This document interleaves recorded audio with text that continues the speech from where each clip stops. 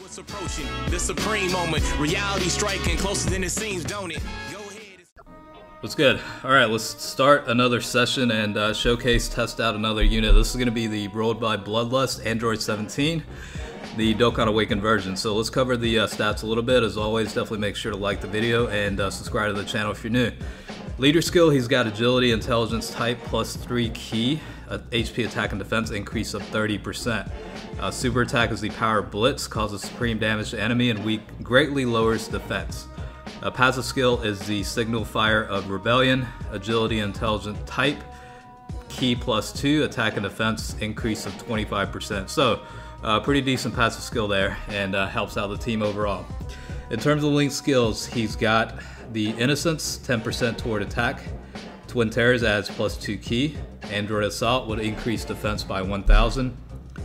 He actually does have Fierce Battle, that'll add 15% to attack. Infinite Energy will add plus 2 key. Nightmare will add another 10%. And Fear and Faith will add plus 2 key. Alright, so maxed out at Rainbow status, he'll have 14,013 for HP. Attack will have 13,158. Defense is at 9,844.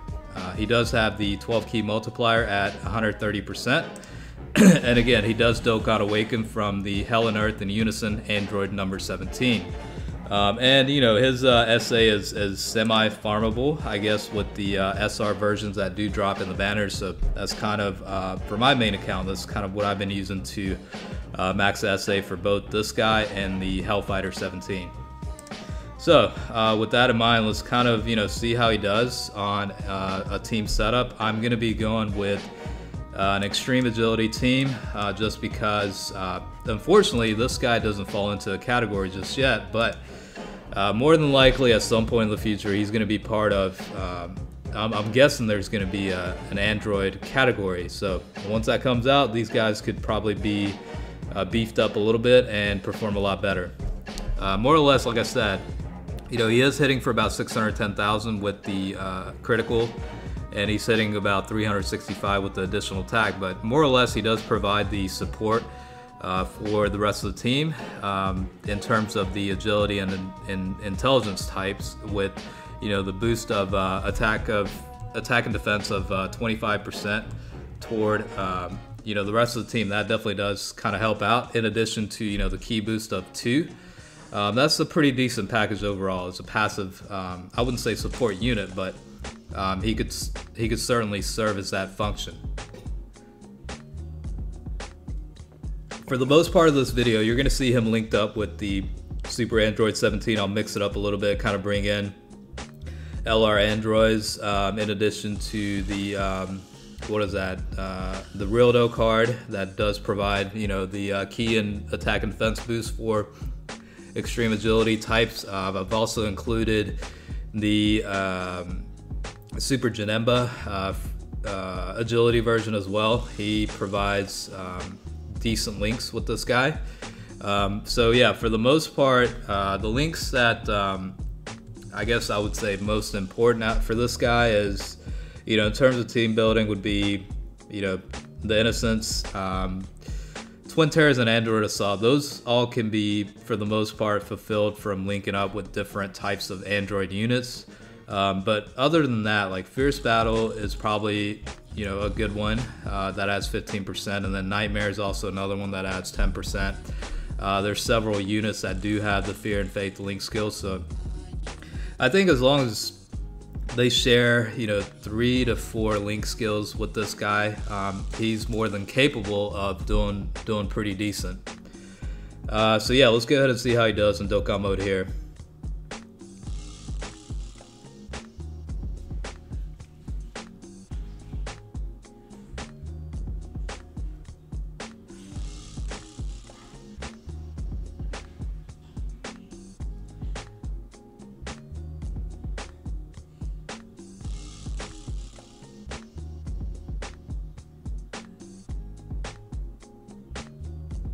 So with a critical against Naze, he did hit for about 1.9 million, so certainly not bad there. Alright, so fairly decent link setup here with both the Super Android 17 and LR Androids mixed in the match here. So we'll see how he does. I do like the title of the card. It's pretty nice. What is it? Ruled by Bloodlust. It's pretty cool name to have for that, and describes them fairly well.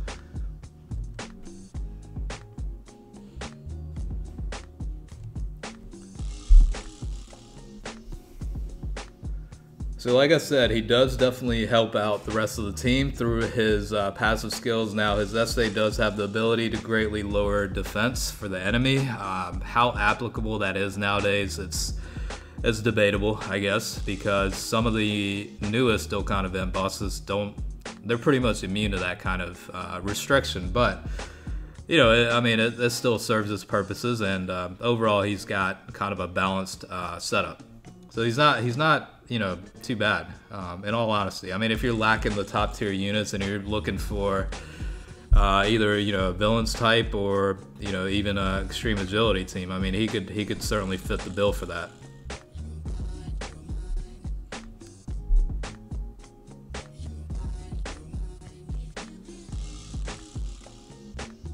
So let's see how he does with this setup. I mean, it seems like for the most part it is looking to be about 472,000 damage potential wise. Now with the criticals he does hit higher. I think, you know, I mean, it ranges from 550,000 to, you know, 600,000 plus, which is certainly very respectable for this unit.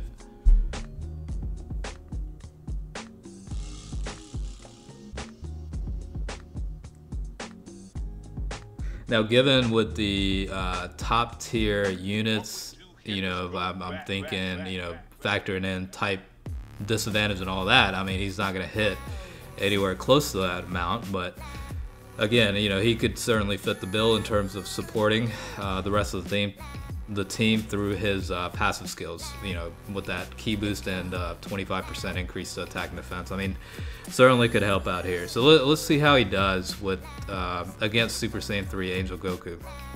And he's taking decent damage here. Looks to be 624 potential, hit for about 560k. So against Angel Goku, he still did relatively well. You know, 560,000 with this type of unit, I mean, that's more than enough, and you know, that's I wouldn't really ask for any more, honestly. I mean, that's probably the best way to sum that up.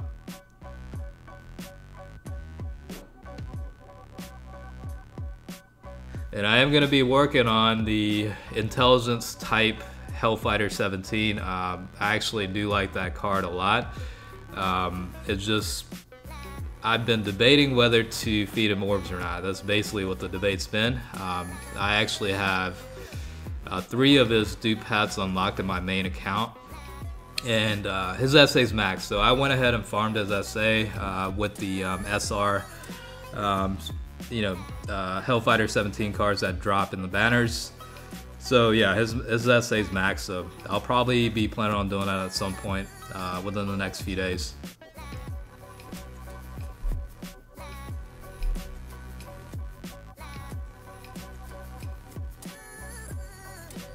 Alright, so it looks like he's sandwiched between the Super Android 17, so let's see how he does. I mean, 93,634 potential-wise, so certainly less than the, you know, Super 17s, but I mean, that's pretty much expected.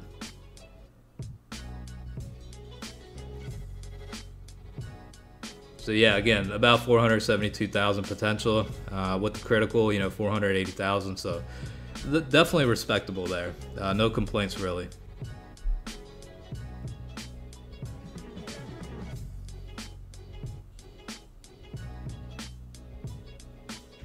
Alright, so for this one, he is getting that 40% boost from the Rildo card, so that has, you know, ki boost and then 40% toward attack and defense, so he was able to hit for about 334,000 without the critical there. Not too shabby. So I kind of switched it up and brought in the same team, same setup for the Ultimate Gohan event because you know, Gohan's a pretty decent boss, and plus he'll have type advantage against him, so let's go ahead and find out, how he does. So yeah, 570,000 against the early stages of Gohan. So definitely pretty good output there. But we'll have to see what it is, with this situation with type disadvantage, as well as the Dokkan Awakened version, which is the Strength Ultimate Gohan. So we'll see how he does in these two setups, and then kind of wrap up the video. So hopefully you guys enjoyed watching this. I know there was some interest in it, so wanted to kind of go ahead and get that out while it was available.